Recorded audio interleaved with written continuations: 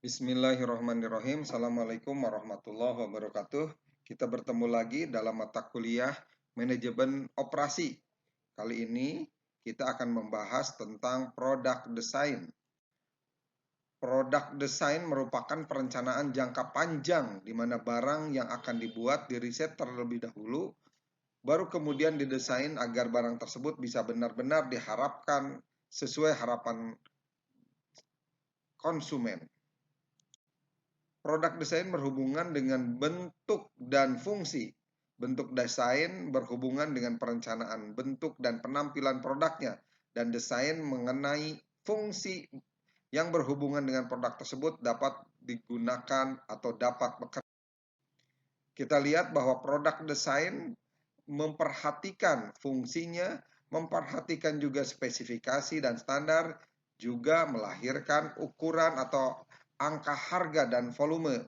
Dalam hal spesifikasi dan standar, diperhatikan berbagai sambungan dalam arti bagaimana kaitannya produk dengan hal-hal yang bersifat produksi itu sendiri.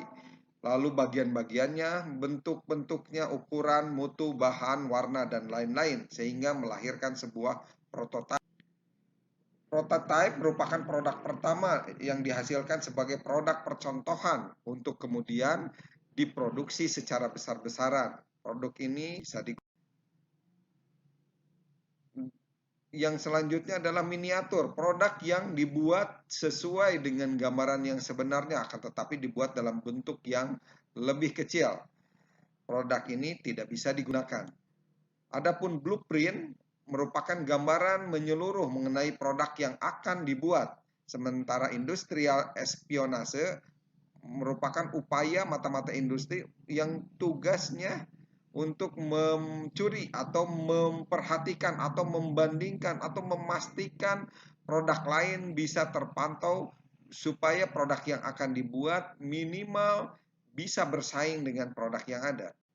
Fungsi-fungsi dari produk desain diantaranya untuk menghindari kegagalan yang mungkin terjadi dalam pembuatan produk, memilih metode yang paling ekonomis dalam pembuatan produk, mengkalkulasi biaya dan harga dari suatu produk, lalu juga menentukan standarisasi dari produk yang akan dibuat, dan yang terakhir untuk menguji apakah produk yang telah dibuat tersebut sebenarnya sudah memenuhi persyaratan atau belum terhadap yang ditentukan atau perlu diadakan perubahan serta penyempurnaan.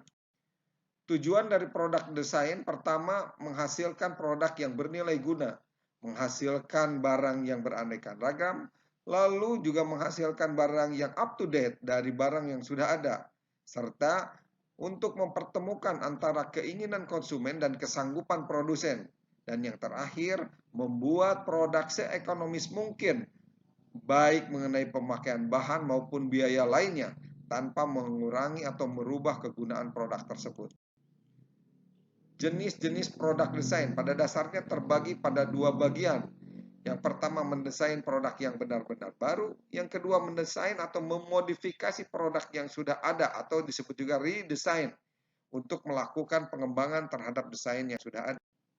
Adapun tujuan melakukan modifikasi atau redesign, pertama melakukan perbaikan dalam packaging atau pembungkusan agar lebih menarik dan memberi kepuasan kepada konsumen. Selanjutnya mengurangi harga dari produk, lalu juga memperluas kegunaan atau menambah manfaat, dan yang terakhir menampilkan produk agar jauh lebih menarik dan lebih baik. Dalam menentukan produk desain, jangan lupa kita harus memperhatikan standar. Hal ini diperlukan untuk mempertemukan antara keinginan konsumen dengan kesanggupan produsen karena unsur mutu harus dinyatakan. Adapun standar merupakan syarat-syarat yang bisa diterima oleh umum atau kedua belah pihak yang berkepentingan baik konsumen maupun produsen di dalam jangka waktu tertentu. Sementara mutu berasal dari bahasa Inggris quality atau berarti kualitas. Dengan hal ini, mutu berarti merupakan sebuah hal yang berhubungan dengan gairah dan harga diri. Sesuai keberadaannya, mutu dipandang sebagai nilai tertinggi dari satu produk atau jasa. Dalam hal mutu, tingkat dan derajat kepuasan ini dapat diberikan oleh satu produk pada konsumen yang menggunakannya. Menurut Crosby, mutu merupakan kesesuaian yang disyaratkan dan distandarkan, atau disebut juga conformance to requirement, yaitu sesuai dengan standar mutu yang telah ditentukan, baik inputnya, prosesnya, maupun juga outputnya. Mutu secara spesifik dapat diukur, tetapi ada juga mutu yang tidak dapat diukur. Untuk itu, perlu diperhatikan syarat dari mutu itu sendiri. Yang pertama, kritikal, yaitu syarat mutu yang sulit diukur. Misalnya, menentukan daya serap semen terhadap air. Lalu juga memperhatikan mayor, yaitu syarat mutu yang digambarkan secara garis besarnya, misalkan komposisi suatu barang. Dan mutu minor merupakan syarat mutu yang digambarkan secara terperinci berupa spesifikasi satu produk. Apakah makna bermutu itu sendiri? Bermutu dipahami sebagai satu kondisi di mana disebutkan bahwa barang tersebut berkualitas baik, barang tersebut bertaraf baik atau berkualifikasi baik. Dari pengertian tersebut dapat didefinisikan bahwa bermutu artinya memiliki mutu atau mempunyai mutu. Sehingga dapat dipahami produk yang memiliki kriteria atau karakteristik sebagaimana yang dirancang produsen dan sesuai dengan harapan konsumen. Jadi bila produk tidak bermutu berarti tidak memiliki kriteria atau karakteristik mutu dan juga tidak sesuai dengan harapan konsumen. Pada akhirnya harus ada kepastian dalam konteks mutu produk berkaitan dengan kesepakatan antara manajer produksi dan manajer pemasaran sehingga dapat melahirkan produk desain yang disepakati. Untuk mempertemukan kesanggupan produsen dan keinginan konsumen, mutu harus dinyatakan secara spesifik berupa syarat-syarat, baik dalam konteks variabel yang terukur ataupun atribut yang tidak terukur, sehingga memenuhi syarat kritikal, syarat mayor, dan syarat minor yang dapat didefinisikan secara terinci. Setelah itu, disebutkan bagaimana price spesifikasi atau harga, dimensional spesifikasi atau bentuk, dan juga performance spesifikasi berkaitan dengan performance atau fungsinya. Ini semua harus dapat terpenuhi sehingga dapat disebutkan spesifikasi akhir yang didapat melalui tes spesifikasi atau penelitian, terminologi pembahasan atau pendefinisian, dan codes of practice, aturan penggunaannya.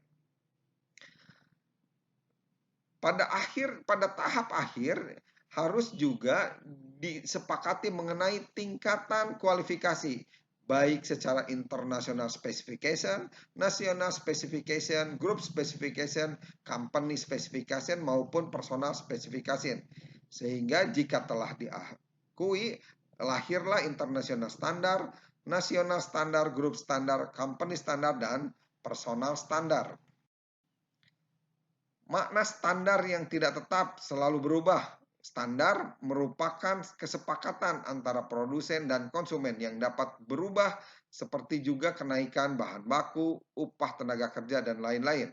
Yang kedua, perubahan selera konsumen juga berubah dan adanya penemuan-penemuan teknologi baru. Standar internasional lebih lama diakui dengan standar nasional. Standar internasional lebih banyak yang mengakui dibanding dengan standar nasional karena penggunaannya jauh lebih banyak negara yang menggunakannya. Sementara standar internasional juga membutuhkan biaya yang besar untuk mengadakan persetujuannya. Keuntungan dari penetapan standar, produk akan mudah dikenal oleh konsumen, bisa menghilangkan perselisihan antara produsen dan konsumen, lalu juga memudahkan penggantian suku cadang yang digunakan, mudah dalam mengukur kinerja karyawan atau pekerja, mudah dipelajari sehingga dapat mengurangi kesalahan, dan terdapat berbagai penghematan dalam proses produksi, baik penghematan bahan baku, tenaga kerja, waktu, biaya proses produksi. Adapun kerugian-kerugian dari penetapan standar. Jika standar telah ditetapkan, maka produk yang dibuat akan sulit diubah karena sudah ditetapkan. Standar hanya dibuat oleh perusahaan-perusahaan besar sehingga perusahaan-perusahaan kecil bisa dirugikan karena harus mengikuti keinginan standar yang ditetapkan oleh perusahaan besar. Dan yang terakhir, apabila standar yang dibuat tidak sesuai lagi dengan selera konsumen, maka harus diadakan perubahan standar. Dan tentunya akan memerlukan biaya yang cukup besar. Demikian pembahasan kita kali ini mengenai produk desain. Terima kasih. Assalamualaikum warahmatullahi wabarakatuh.